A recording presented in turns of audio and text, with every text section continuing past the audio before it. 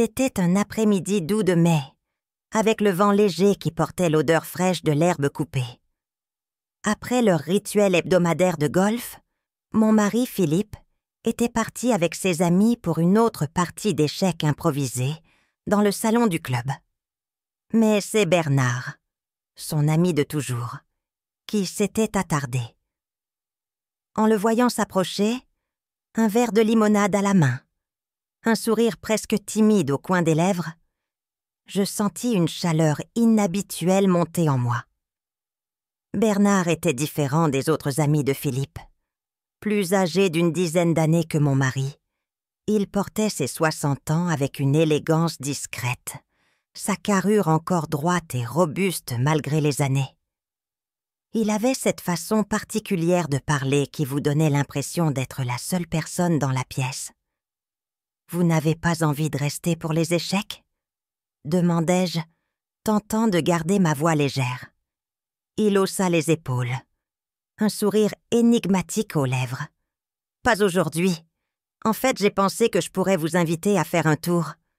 Un moment pour nous, loin des bavardages interminables. » Mon cœur battait un peu plus vite. Pourquoi avais-je cette réaction? Ce n'était qu'une promenade, une simple invitation. Pourtant, la façon dont il m'avait regardé, comme s'il cherchait une réponse plus profonde, m'avait troublée. Le chemin qu'il choisit serpentait le long des collines avoisinantes, là où les arbres offraient une ombre apaisante. Nous marchions en silence au début, ses pas mesurés correspondant aux miens. J'observais son profil, la ligne de sa mâchoire, marquée par le temps mais solide, et la manière subtile dont il plissait les yeux contre la lumière du soleil filtrant à travers les branches. « Vous venez souvent ici ?» demanda-t-il, sa voix grave brisant le silence. Je secouai la tête. « Non, rarement. Philippe préfère rester au club, et moi je ne m'éloigne pas souvent de la maison. » Il hocha la tête, une expression indéchiffrable traversant son visage. « Vous devriez le faire plus souvent. Cet endroit. » Il fit un geste vague en direction des collines. Il a une manière de rappeler les choses essentielles. Je ne savais pas exactement ce qu'il voulait dire, mais il y avait une douceur dans son ton qui me mit à l'aise. Peu à peu, nos échanges devinrent plus fluides.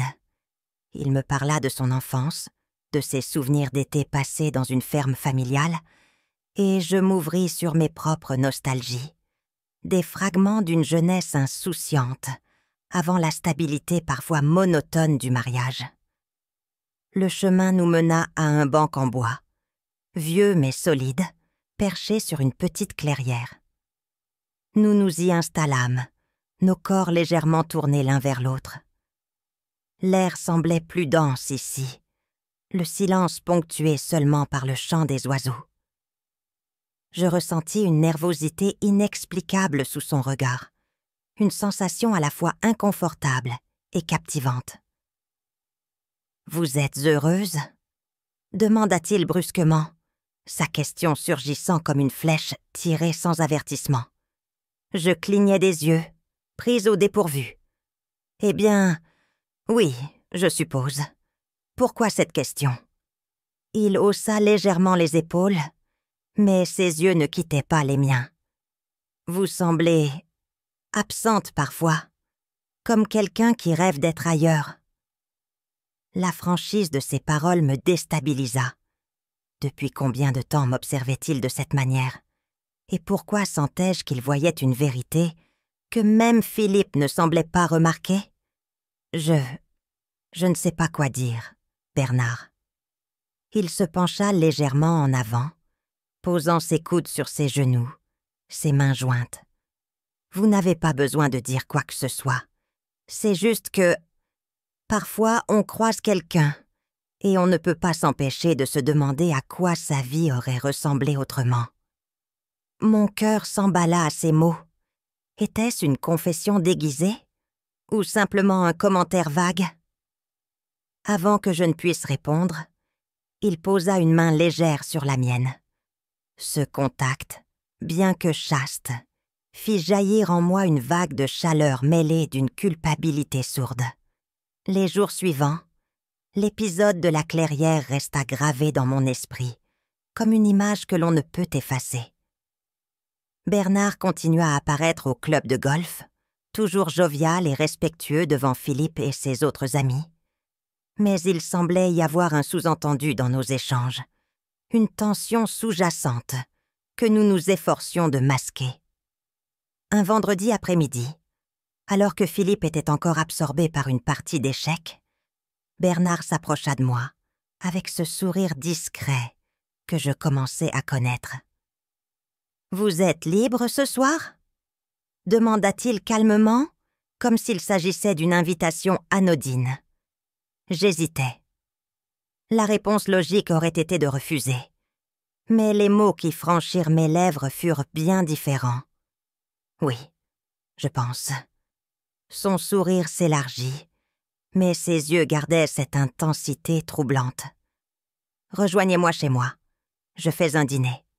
Simple, sans prétention. Chez lui, la proposition avait un caractère beaucoup plus intime que je ne l'aurais imaginé. Mais avant que je puisse analyser mes propres motivations, j'avais accepté. Ce soir-là, je me retrouvais devant une porte en bois élégante, mon cœur battant avec une insistance douloureuse. Il m'accueillit avec cette même chaleur discrète, vêtu d'une chemise blanche, ouverte au col et d'un pantalon décontracté. L'intérieur de sa maison était chaleureux et invitant, un mélange de bois rustique et de modernité subtile. « Vous vivez seul ici ?» demandai-je, plus pour remplir le silence que par réelle curiosité. Il hocha la tête en me tendant un verre de vin. « Depuis quelques années, oui.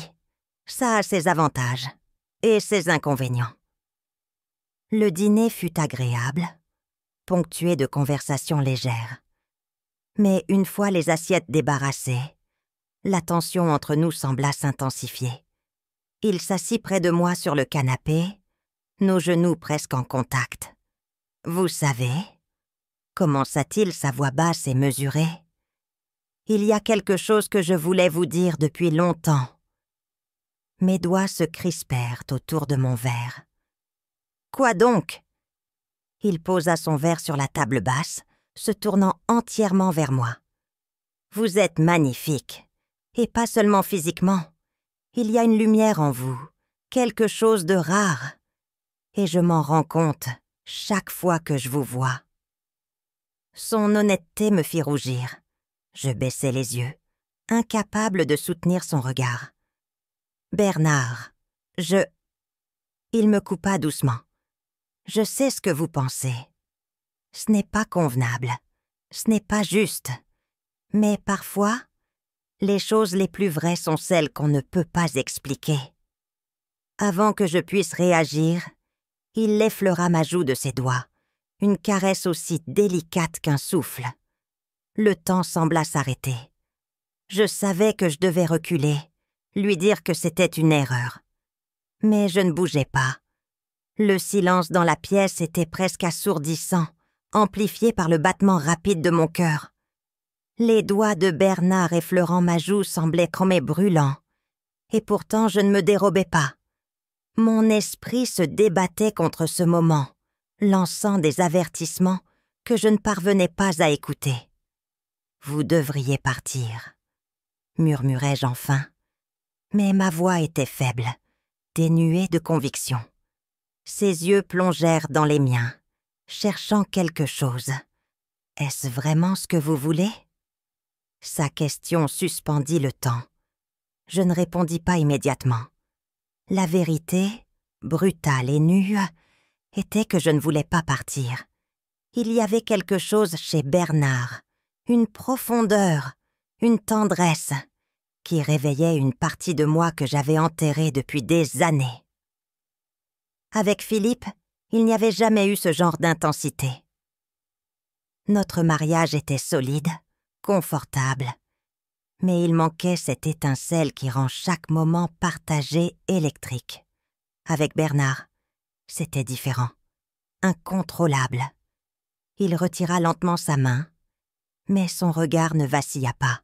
« Pardonnez-moi, » dit-il doucement, sa voix empreinte de regret. « Je ne voulais pas vous mettre mal à l'aise. » Je ne savais pas quoi dire, mais avant que je ne puisse formuler une réponse, il se leva et s'éloigna pour reprendre son verre. Ce retrait me laissa étrangement vide, comme si son absence physique brisait quelque chose que je n'avais pas encore pleinement compris.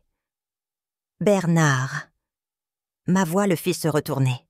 « Vous n'avez pas à vous excuser. » Ces mots flottèrent dans l'air entre nous, comme une invitation tacite. Il s'arrêta, hésitant, avant de revenir s'asseoir, cette fois légèrement plus près. Nos genoux se frôlaient presque, et l'intensité de son regard me fit frissonner. « Je ne veux pas franchir une ligne qui ne peut pas être annulée, » murmura-t-il. « Mais si vous me dites que c'est ce que vous voulez... » Sa phrase resta inachevée, mais je savais exactement ce qu'il voulait dire. Une tension viscérale m'envahit. Tout en moi criait que c'était une erreur, mais il y avait une autre partie, plus profonde et plus primitive, qui brûlait d'envie de s'abandonner à l'inconnu. Avant que je ne puisse me retenir, mes doigts trouvèrent les siens, nos mains s'enlaçant dans un geste à la fois timide et audacieux. Le contact envoya une onde de chaleur à travers mon corps. Il rapprocha son visage du mien, et pendant un moment suspendu dans le temps, je crus qu'il allait m'embrasser. Mais il se contenta de murmurer contre ma peau, sa voix grave et vibrante. « Vous êtes si belle, si vivante. » Je fermai les yeux, me laissant emporter par ses paroles. Quand ses lèvres effleurèrent enfin les miennes, c'était comme une décharge électrique, à la fois douce et dévorante. Le baiser, hésitant au début, devint plus pressant, chargé de tout ce que nous retenions depuis des semaines. Ses mains trouvèrent ma taille, m'attirant légèrement contre lui, et je me perdis dans l'instant. Chaque sensation était amplifiée. La texture rugueuse de sa barbe contre ma peau, la chaleur de ses mains, le goût subtil du vin sur ses lèvres. C'était à la fois troublant et exaltant, une danse où l'interdit et le désir se mêlaient sans distinction. Je savais que ce moment était une frontière. Une fois franchie, il n'y aurait plus de retour en arrière. Pourtant, à cet instant précis, je ne pensais à rien d'autre qu'à lui. À la façon dont il me faisait sentir vivante, vue, désirée d'une manière que je n'avais jamais connue auparavant. Lorsque je rouvris les yeux, il me fixait, une expression de vulnérabilité mêlée de désir dans son regard. « On ne devrait pas faire ça », murmurai-je, bien que mes mains ne lâchaient pas les siennes. Il incline la tête légèrement, un sourire triste se dessinant sur ses lèvres. « Vous avez raison, mais parfois, ce qu'on ne devrait pas faire est exactement ce qu'on désire le plus. » Ces mots résonnèrent profondément, car ils exprimaient exactement ce que je ressentais. Ma main glissa sur son bras, mes doigts traçant instinctivement la ligne de sa chemise jusqu'à son poignet.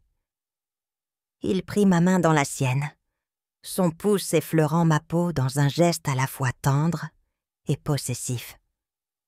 Sans dire un mot, il se leva, m'attirant doucement avec lui. « Laissez-moi vous montrer quelque chose, » dit-il simplement. Je le suivis, le souffle court, incapable de réfléchir ou de protester. Il me guida jusqu'à une porte vitrée qui menait à une petite terrasse. Le vent de la nuit caressa ma peau, frais et apaisant, après la chaleur étouffante de la maison.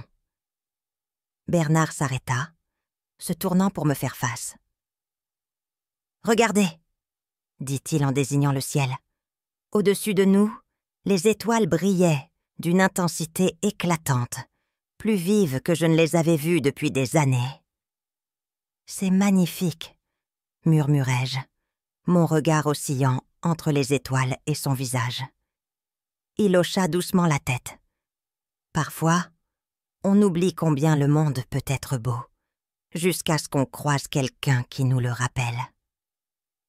Mon cœur se serra à ces mots. Avant que je ne puisse répondre, il se pencha à nouveau, capturant mes lèvres dans un baiser plus profond, plus affirmé. Il n'y avait plus d'hésitation cette fois, plus de barrière. Nous avions franchi la ligne. Mes mains glissèrent autour de sa nuque, tandis que ses bras encerclaient ma taille, me tenant contre lui avec une tendresse inattendue. Chaque fibre de mon être semblait éveillée, chaque caresse, chaque soupir alimentant une flamme qui brûlait avec une intensité que je n'avais jamais connue. L'instant était intemporel, suspendu dans un mélange de culpabilité et de désir brut. Je savais que les conséquences de cette nuit seraient inévitables, mais pour l'instant, je choisis de m'abandonner, de savourer chaque seconde, chaque sensation. Lorsque nous nous séparâmes enfin, le souffle court et les cœurs battants, il posa son front contre le mien. « Je ne veux pas que ça s'arrête », murmura-t-il, sa voix brisée par l'émotion. Je fermai les yeux, incapable de parler, laissant mes doigts caresser doucement son visage. Dans ce moment volé, je réalisais que nous étions liés, même si c'était imparfait, même si c'était interdit. Et pour une nuit, je choisis de ne pas lutter contre cette vérité. Le lendemain matin, la lumière douce de l'aube filtrait à travers les rideaux de la terrasse. La maison était encore plongée dans le calme, mais mon esprit était tout sauf serein. J'étais restée chez Bernard bien plus tard que prévu, chaque minute s'étirant dans une intimité que je ne m'étais jamais permise d'imaginer. Lorsque je m'éveillais sur le canapé, où nous avions passé des heures à parler, à échanger des baisers et à flirter avec des limites que nous savions tous deux inacceptables, je sentis un poids écrasant sur ma poitrine. Une part de moi s'attendait à ce que Bernard soit parti, comme si sa présence n'avait été qu'un rêve fiévreux. Pourtant, il était là, assis sur un fauteuil près de moi, une tasse de café à la main, son regard fixé sur moi. « Bonjour », dit-il doucement, sa voix rauque, marquée par les émotions de la veille.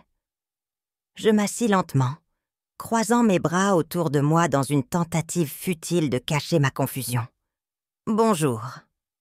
Un silence confortable s'installa entre nous, mais il était chargé, plein des non-dits que ni l'un ni l'autre n'osait encore aborder. Finalement, il posa sa tasse et s'avança, s'asseyant sur le bord du canapé, si près que je pouvais sentir la chaleur de sa peau. Je sais que ce qu'il s'est passé hier était compliqué, commença-t-il cherchant ses mots, mais je ne regrette rien.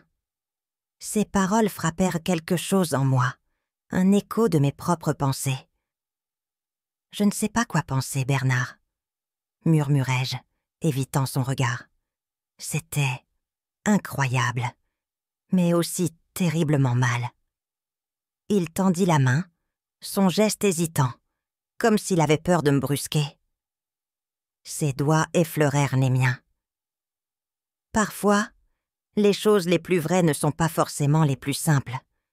Je sais que c'est égoïste, mais je ne peux pas prétendre que ça n'a rien signifié. Pour moi, en tout cas. Ces mots laissèrent une empreinte brûlante sur mon cœur. Je savais que nous jouions avec le feu, mais il y avait une sincérité dans sa voix, une vulnérabilité qui me désarmait. « Et Philippe ?» demandai-je enfin, ma voix tremblante. « Il est votre ami, Bernard. Il vous fait confiance. » Un éclat de douleur passa dans ses yeux. « Vous croyez que je ne le sais pas ?» répondit-il doucement. « C'est pour ça que j'ai lutté contre ce que je ressentais. Mais je n'ai pas pu m'en empêcher. Vous êtes différente. » Mon cœur se serra. J'aurais dû le repousser, mettre un terme définitif à tout cela. Mais au lieu de cela, mes doigts trouvèrent les siens, s'enroulant autour de sa main comme un aveu silencieux. Les jours qui suivirent furent un tourbillon de contradictions. De retour chez moi, je m'efforçais de reprendre une routine normale avec Philippe. Mais chaque moment passé en sa compagnie semblait souligner l'éclat brûlant de mes souvenirs avec Bernard. J'étais hantée par ses paroles, par ses gestes, par le feu qu'il avait éveillé en moi. Bernard, quant à lui, se montrait prudent. Il n'y avait rien dans son comportement qui aurait pu éveiller les soupçons de Philippe ou des autres amis du club. Mais chaque fois que nos regards se croisaient, une tension presque palpable s'installait entre nous. Un silence lourd de tout ce que nous ne pouvions pas dire. Une semaine après cette nuit, il me proposa de nous retrouver à nouveau, cette fois pour une simple promenade. Juste pour parler, m'assura-t-il au téléphone. Mais je savais qu'il y aurait bien plus à discuter que de simples banalités. Nous nous retrouvâmes dans un parc tranquille, à l'abri des regards indiscrets. Le soleil de l'après-midi baignait les allées de lumière, mais mon esprit était embrouillé. Bernard se tenait près de moi, les mains dans ses poches, son expression indéchiffrable. « Comment allez-vous » demanda-t-il enfin, brisant le silence. Je ris doucement, un son amer. « Vous voulez vraiment savoir ? Je ne dors plus, je n'arrive pas à me concentrer sur rien. Je pense à vous constamment, et cela me terrifie. » Il s'arrêta, se tournant vers moi. « Vous croyez que c'est différent pour moi ? Vous êtes là, dans chaque pensée, chaque moment de répit. Et pourtant, je sais à quel point tout cela est insensé. Alors pourquoi continuons-nous ? Soufflai-je, ma voix se brisant sous le poids de mes émotions. Il sembla hésiter, comme s'il cherchait une réponse qu'il ne trouvait pas. Parce que parfois ce qui est insensé est aussi ce qui nous rend vivants. Ces mots brisèrent mes dernières défenses. Avant que je ne puisse réfléchir, je fis un pas vers lui, ma main trouvant la sienne. Il la serra doucement, ses yeux brillants d'une émotion que je ne pouvais ignorer. Nous continuâmes à marcher, nos mains liées, le silence entre nous plus éloquent que n'importe quelle parole. À cet instant précis, je choisis de laisser tomber les attentes, les peurs, et de m'abandonner à ce moment, même si cela signifiait risquer tout ce que je connaissais. La relation continua de se construire dans ce mélange dangereux de secret et d'intimité. Chaque rencontre était une ligne franchie, chaque geste un rappel des conséquences possibles. Mais ni lui ni moi ne pouvions résister à cette connexion brûlante qui nous poussait inexorablement l'un vers l'autre. Un soir, alors que Philippe était parti pour un week-end avec des amis, Bernard vint chez moi. La maison était étrangement calme, chaque bruit résonnant comme un rappel de ce que nous étions sur le point de faire. Lorsque je lui ouvris la porte, il entra sans un mot, son regard parlant à ma place. La tension dans l'air était presque tangible. Nos lèvres se trouvèrent sans hésitation, le désir accumulé entre nous éclatant enfin dans une étreinte désespérée et passionnée. Cette nuit-là, nous ne cherchâmes plus à nous retenir. Nous nous abandonnâmes complètement, franchissant une limite qui ne pouvait plus être effacée. Ses mains, ses baisers, sa présence effaçait tout le reste, ne laissant que nous deux, perdus dans une union aussi interdite qu'indéniable. Lorsque l'aube se leva, nous étions allongés ensemble, nos corps mêlés, le poids de nos choix s'abattant lentement sur nous. « Et maintenant » murmurai-je, le regard fixé sur le plafond. Il resta silencieux un moment, avant de murmurer « Je ne sais pas, mais je ne veux pas perdre ce qu'on a trouvé. » Je savais que le chemin devant nous serait parsemé de douleurs et de complications, mais en cet instant, je choisis de ne pas y penser. Pour une fois, je choisis simplement de ressentir.